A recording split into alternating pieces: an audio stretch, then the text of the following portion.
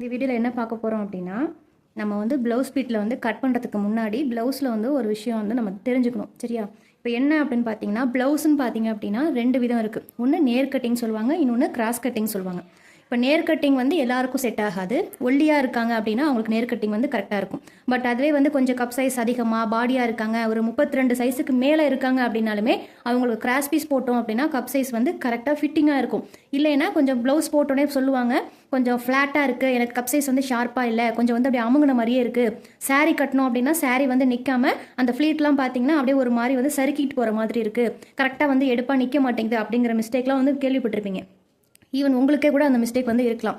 அது எதனாலன்னு பார்த்தீங்கன்னா, நம்ம பாடிக்கு தகுந்த மாதிரி நம்ம நேர் கட்டிங் கிராஸ் கட்டிங்னு எதுவும் நம்ம சூஸ் பண்ணிக்கணும். சரியா? ஃபஸ்ட்டு நேர் கட்டிங் நீங்கள் போட்டுட்டு அது உங்களுக்கு எப்படி இருக்குன்னு பார்க்கணும்.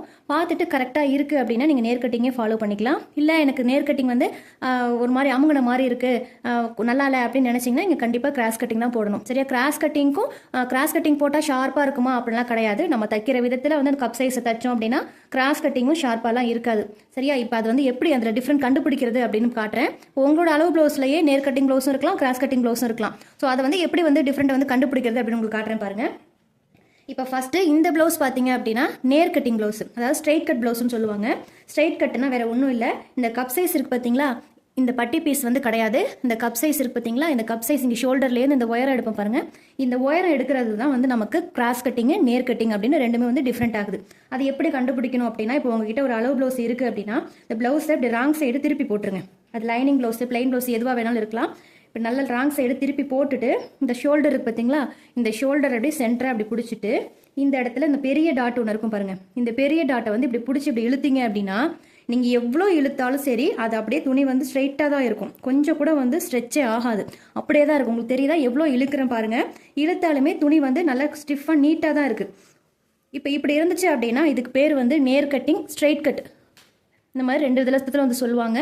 நேர் கட்டிங் சொன்னாலும் இந்த மாதிரி மெத்தடில் தான் இருக்கும். கிராஸ் கட்டிங் அப்படின்னா அது இன்னொரு மெத்தடில். இப்போ இந்த ப்ளவுஸில் இருக்கிறது பார்த்தீங்கன்னா நேர் கட்டிங். இப்போ இந்த ப்ளவுஸும் பார்த்தீங்க அப்படின்னா எனக்கு கரெக்டாக இருக்கும், கப் சைஸ் வந்து கரெக்டாக தான் இருக்கும். இருந்தாலும் நமக்கு கிராஸ் கட்டிங்கில் இருக்கிற எஃபெக்ட் வந்து இதில் இருக்காது. சரியா? அதாவது ரொம்ப வந்து ஷார்ப்பாக இருக்காது, அதே சும்மா எடுப்பாக இருக்கிற மாதிரி இருக்காது, நார்மலாக இருக்கும். ஒரு பிரின்சஸ் கட் போட்டால் எப்படி இருக்குமோ அந்த ஃபீலிங்கில் இருக்கும்.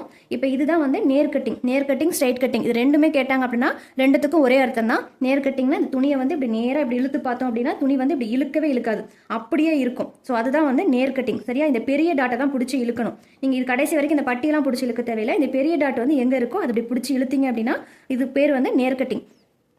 இப்போ அடுத்தது வந்து கிராஸ் கட்டிங் ப்ளவுஸ் வந்து எப்படி இருக்கும் அப்படின்னு உங்களுக்கு காட்டுறேன். இப்போ கிராஸ் கட்டிங் ப்ளவுஸ்ன்னு பார்த்தீங்கன்னா அதே மாதிரியே ராங் சைடு வந்து எது நம்ம ஃப்ரண்ட் பக்கம் வந்து மெஷர்மெண்ட் எடுக்கணும் செக் பண்ணணும் அப்படின்னாலுமே கொக்கி பக்கம் தான் நம்ம எடுக்க ஸ்டார்ட் பண்ணணும். இப்போ இது வந்து பார்த்தீங்கன்னா இது லைனிங் ப்ளவுஸு, இது வந்து ஒரு பிளைன் ப்ளவுஸ். இப்போ இதில் வந்து எப்படி கிராஸ் கட்டிங் இருக்குன்னு காட்டுறேன் பாருங்க. இப்போ இதே மாதிரி ராங் சைடு வந்து நான் ப்ளவுஸ் வந்து திருப்பிட்டேன். இதே மாதிரி இந்த ஷோல்டரை வந்து இப்படி 2ஆக மடிச்சுட்டேன். ஷோல்டரை 2ஆக மடிச்சுட்டு இந்த டாட் இருக்குது பார்த்தீங்களா, இந்த டாட்டை வந்து கரெக்டாக இப்படி பிடிச்சிக்கணும். பிடிச்சிட்டு இப்படி இழுத்தோன்னா பாருங்கள் ஒரு மாதிரி திருகுன மாதிரி போகுது. ஸோ இந்த மாதிரி இப்படி திருகிக்கிட்டு துணி வந்து அப்படியே சுருண்டு அப்படியே நிற்கும். இதுக்கு பேர் வந்து கிராஸ் கட்டிங். சரியா?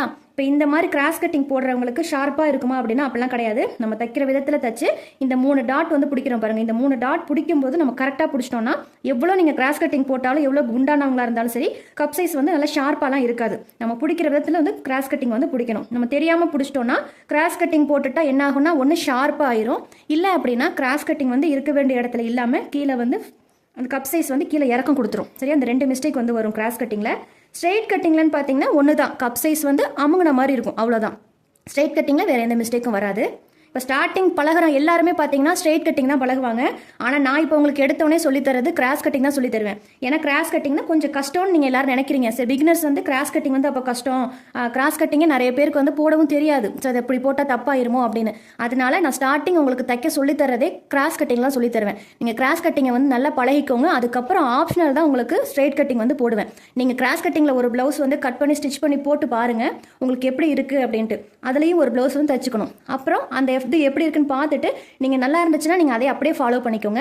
உங்களுக்கு ஸ்ட்ரெயிட் கட்டிங்லேயும் ஒரு ப்ளவுஸ் வந்து நான் கட் பண்ணி ஸ்டிச் பண்ண சொல்லி தருவேன். சரியா?